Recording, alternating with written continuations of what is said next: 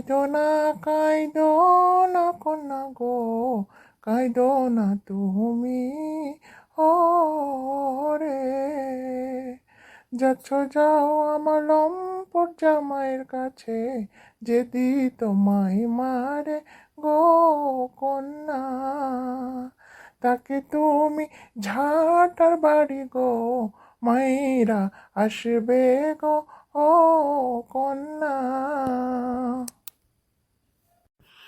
ঠিক আছে পিতা গো, আসি গো আমি তাহলে